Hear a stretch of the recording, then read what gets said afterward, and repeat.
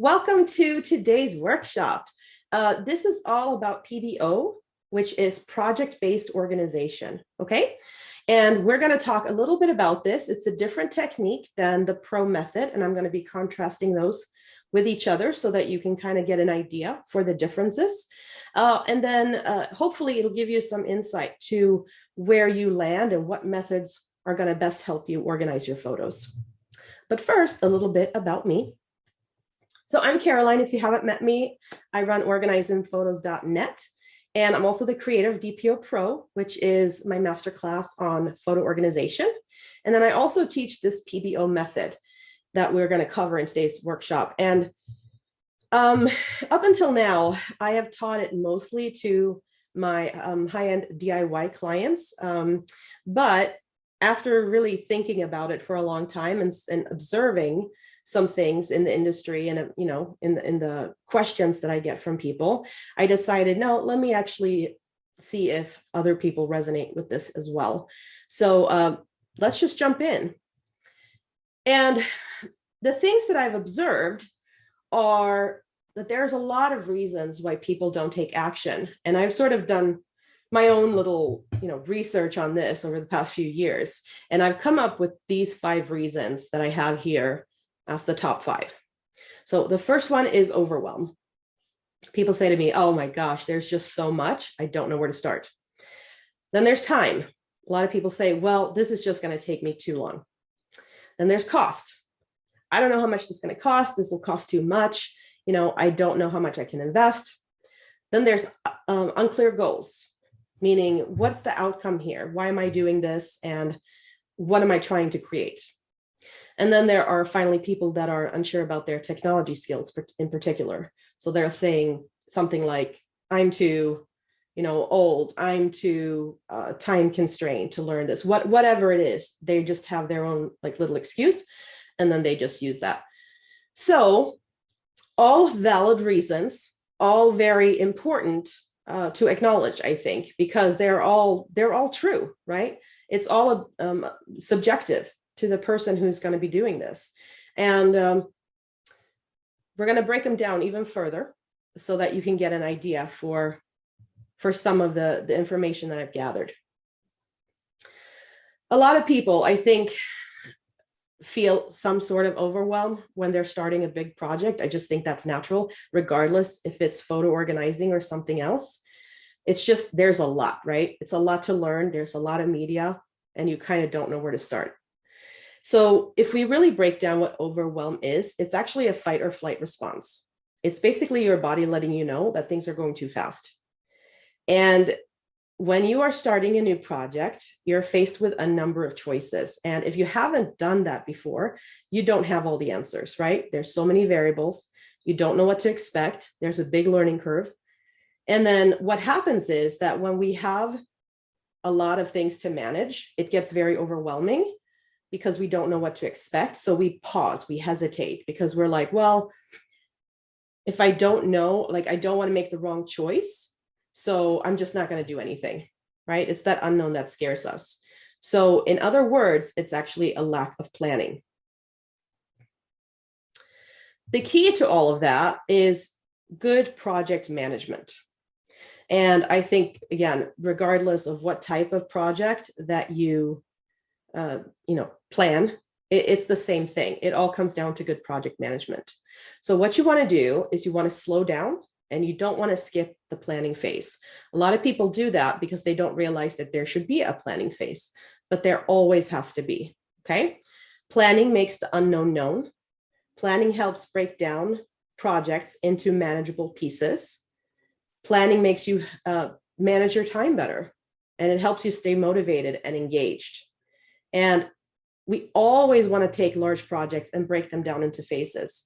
Even if you are going to do the whole thing at once, you have to break it down into smaller pieces so that you know where to start. So that's that. So good project management, right? That'll get you through a whole lot of stuff in life. No matter what you're trying to do, right? If you're trying to organize your photos, if you're going to try and organize anything else in your home, right? It all needs to be broken down, for example, room by room, right? We can't do all rooms at once. It's the same thing everywhere. So overwhelm, right, is It's just when there's just too much coming at you at one time. And then time, a lot of people say, well, how long is this going to take? And it's an incredibly difficult question to answer. And I often compare it, to going to the gym, right? If I go to the gym and I tell my trainer, how long will it take me to get in shape?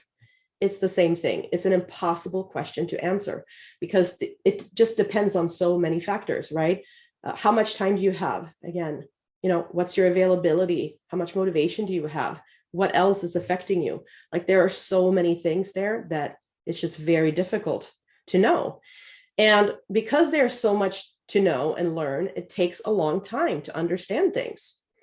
And a lot of people will say, well, I'll do it over break, or, I'm waiting for the perfect time, or I'm waiting until I get, a week off. So I see that happen all the time. And those days are gone, right? It's very rare that we actually get a free week just to do nothing. And even if you do, don't you want to go on vacation instead, right? Those days are gone. We just don't get enough time to ourselves anymore to just do fun stuff. I mean, that's just the reality for a lot of people.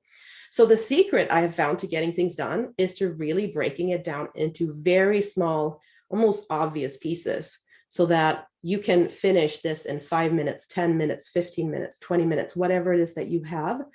It has to be ridiculously easy and small, okay? The next thing is money, right? We'd all love to have, limitless funds, but we don't. So cost is always a factor, right?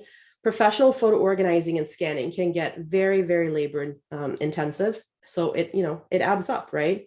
Most of our private projects that we take on, we're immediately in the 5 figures and going up, right?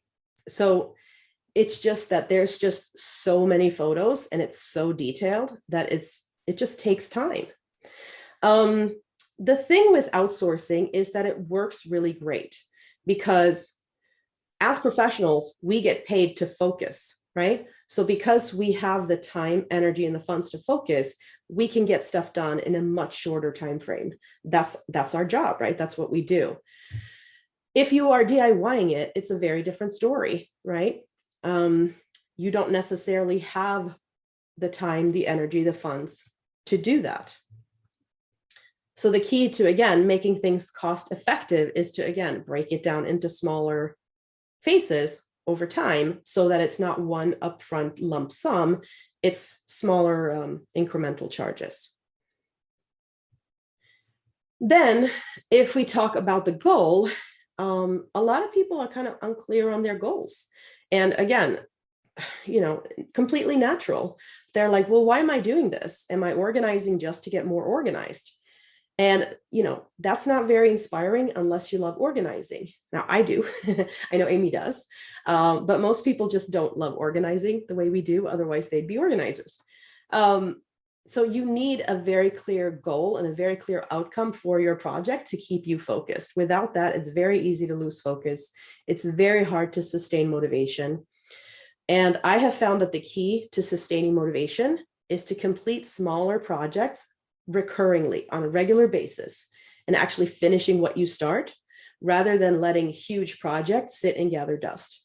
Because then you feel that burden of like, oh, I haven't gotten to this yet. It just feels like it's stale, and it's not moving. That's not motivating. It starts to turn into guilt, right? We don't want that. We want to sustain motivation by completing what we start. And then there's insecurity, right? Again, another very valid excuse. Like, I can't learn this stuff. I'm too, non-techie. I'm too this, I'm too that. It's just because it feels daunting, right? I've learned, you can too, but I understand completely that it feels like there's a lot there. And it is, right? We have done this for a very long time. Therefore, to us, it's easy. But in the beginning, I assure you, it was not. It was very difficult. I remember, and I've told the story a couple of times, I remember my first computer test where I got 1 right out of 100. Like, I did not know anything except for what PC stood for, but that was some time ago. And I've learned since then, but I've also put in the time to learn, and there's just no shortcutting that. So if you are a DIYer, it helps to learn the basics slowly and then improving in increments over time, rather than rushing through and then hoping that you got it right. That creates more uncertainty. So those are the big 5 that I've observed. And as we saw, a lot of the keys here to success are the same. So for overwhelm, it's breaking down projects into smaller phases. For time, it's breaking down projects into smaller phases.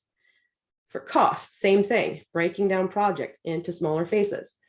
If you don't have a clear goal, that is a thing that you have to have, right? So that's planning, and then finishing what you start so you stay motivated, which again helps if you have it in smaller phases. And then the technology skills is just incremental improvements over time. Don't have to be an expert right away, right? But you do have to stick with it to improve. So PBO is a solution that I teach because it breaks down projects into smaller phases, and that lets you finish what you start. And then you also have a very clear outcome for them so that you know what to do, and it allows you to improve those skills and make better and better projects. So that is the first part of this. I hope that sort of illustrates. I don't know if there's anything that you resonate with. I'd love to know in the chat if you haven't gotten around to doing much with your photos yet, which is, again, totally okay. But is there one of these reasons that you resonate with more than the other?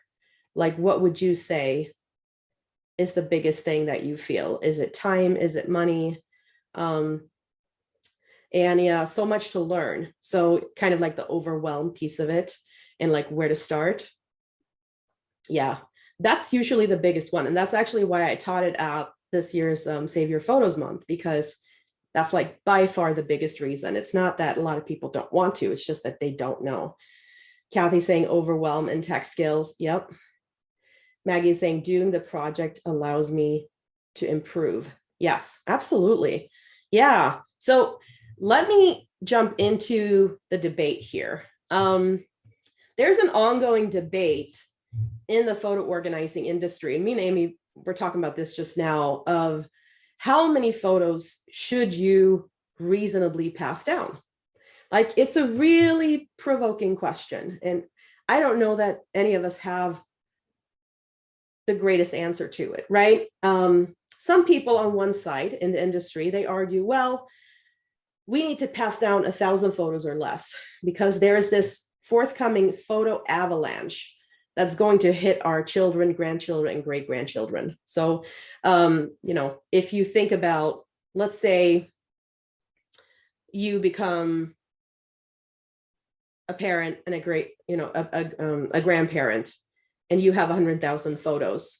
If you think about your grandchild having 100,000 photos from at least 8 grandparents, plus their own, plus their parents' photos, that's almost 1 million photos in less than 2 generations, right? And think about how many photos are we going to keep taking as technology improves? Isn't it better to curate? Sort of, that's the argument on that side. And then the argument on the other side is that, well, storage is so cheap, especially cloud storage, that we don't need to curate anything.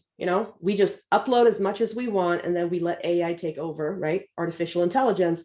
And we just let that sit there, and eventually somebody will come up with something that organizes everything automatically. And while organizing things automatically may happen at some point in the future, like, I don't argue with that at all. For me, that part doesn't matter. Like, for me, the organization isn't necessarily the thing that I need to pass down, right? For me, it's the stories. And to me, AI will never know the full story. It will never know the reason why I chose to move. It'll never know the reason why I chose to marry this person, why I chose to have, a child here or travel there, or, it won't know the context. So for me, there should be like a happy medium somewhere,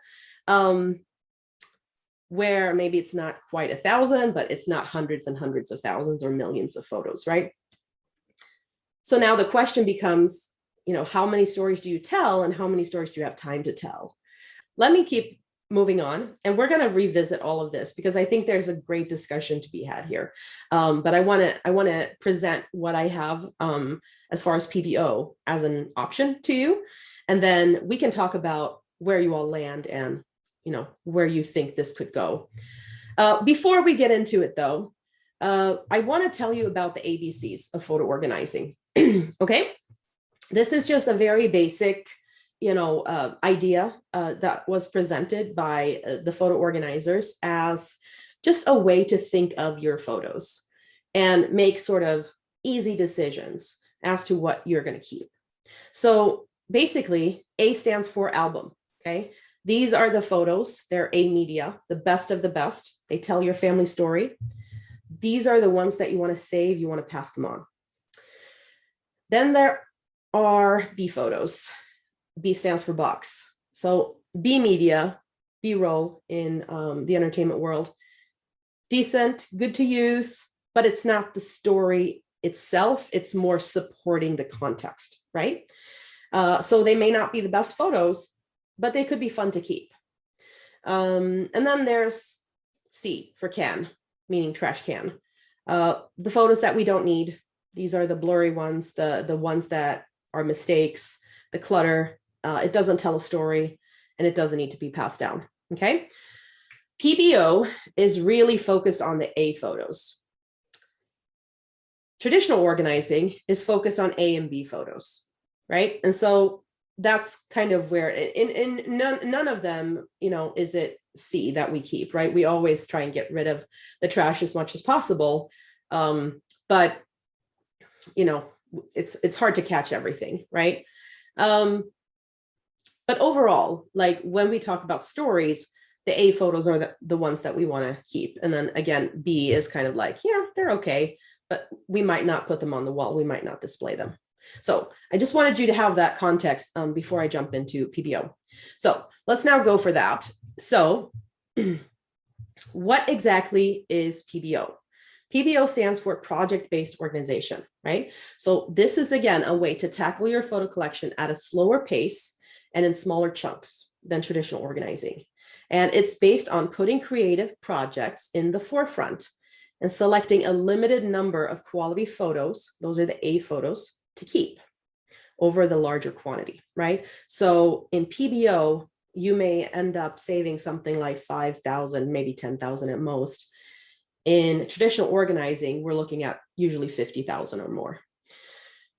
And I find that PBO is a really good approach for people who end up on that minimalistic side of things, people who have limited time, deadlines where they need to complete something, or people who feel overwhelmed. Okay, so let's just first contrast it to the traditional approach so that you can see what the differences are.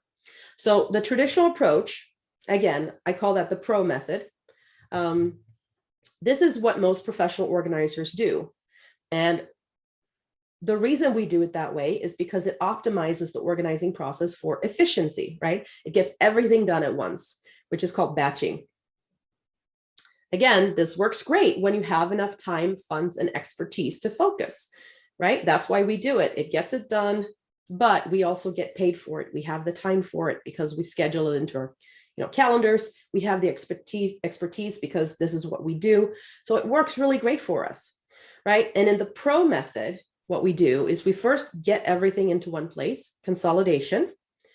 Then we deduplicate. We get rid of that C stack of photos, the thousands of duplicates, the trash, all of that. Then we organize, meaning we put things into folders, albums, whatnot. We add metadata, we rename, we date files, keywords, all of that stuff. Then we curate, right? Pick the best best photos for creative projects. And then we create those projects at the end and we share with people at the end.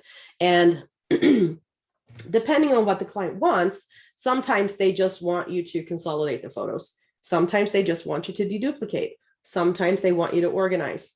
Sometimes they want you to just curate. Sometimes they want you to just do the project. So it depends on what the client wants. The ones that we take on tend to be the ones that want everything done, right? We spend a lot of time working with fewer clients on everything rather than smaller projects, because that's just easier, right? But that is basically like the outline of what the pros do. And if you want to do it that way, you absolutely can. The key is that you need to have enough time, funds, and expertise to be able to focus on getting it all done, because it is labor intensive. And again, I want to consider the outcome, because maybe you feel like, well, I don't want to follow that process, and you don't have to. So the way I see it, organizing the photos is a means to an end, right? That's not our end goal. Our end goal is to preserve the stories and create a legacy. So organizing for organizing's sake isn't all that exciting. Well, it is to me, but you know what I mean. And the whole point is that if the memories were shared and eventually passed on, you succeeded, right? How you did it is less important. Like at the very end, right? You either did it or you did. Like that's it. There's no sort of, well, I tried to, or right? Either you passed on something or you did not, right? But most people aren't going to focus on how that happened, how that came about, right? So I feel like you should be allowed to choose. Well, I want to do it this way or this way. The end goal should always be the same, though, no matter what, and that's to preserve the stories. The PBO approach sort of recognizes that, well, putting stories to hundreds of thousands of photos is a tall order. So what happens here is that this method optimizes the organizing process for creativity and gets the most important stories shared first. So basically what you do is you curate media specifically for projects, and then you let go of whatever isn't used, right? And that's the approach that a lot of production houses use when they create content, right? So anybody in the entertainment industry, right, could be an example here. If Disney wants to create a new movie, they're not just going out and saying, hey, we're going to take some fun photos today, right? The end goal is always to produce something, whether it's a book, a movie, a film, anything. That's sort of the PBO approach here. So in this approach, what we do is we, again, first consolidate, because we need to keep everything safe. Then we curate. And we say, okay, what is the stuff that we're going to use for this project? Then we create that project. Deduplication happens as a byproduct. And then we organize and put aside at the end. And I have found that PBO really is the best alternative if you feel like tackling your memories the traditional way is too overwhelming.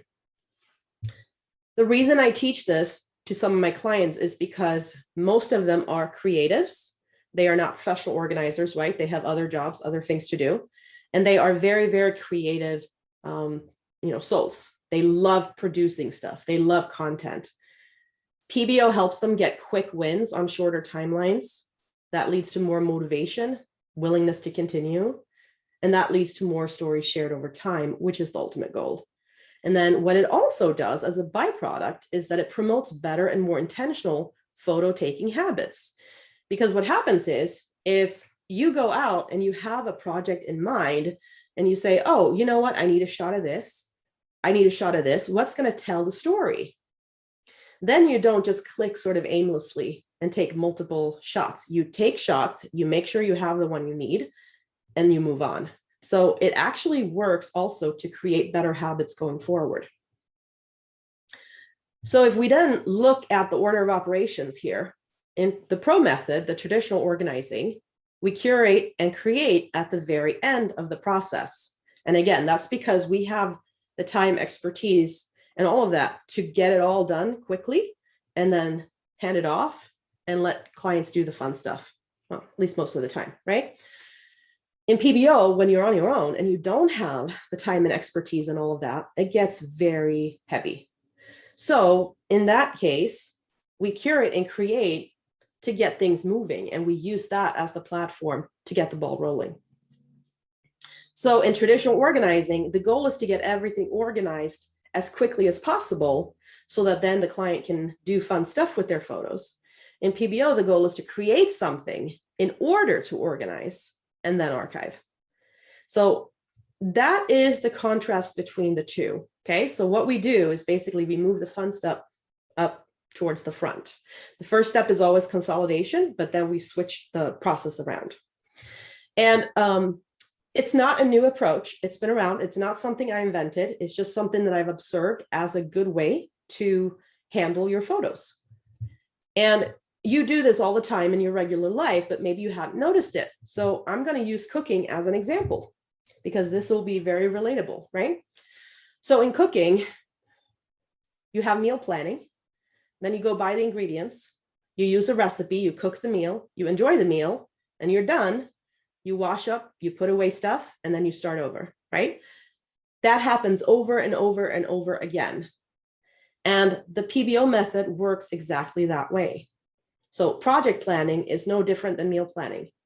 Creating memories is no different than buying ingredients, right? You're creating the ingredients. Using a script or using a recipe, kind of the same thing. Cooking the meal and creating the project, same thing. Enjoying the meal or watching the slideshow that you wanted to create, same thing. And then you wash up, put away those ingredients or those dishes, whatever it is, all the little stuff that you used. We organize an archive and then we start over. So it's a very relatable process that way, and you can see how it breaks things down.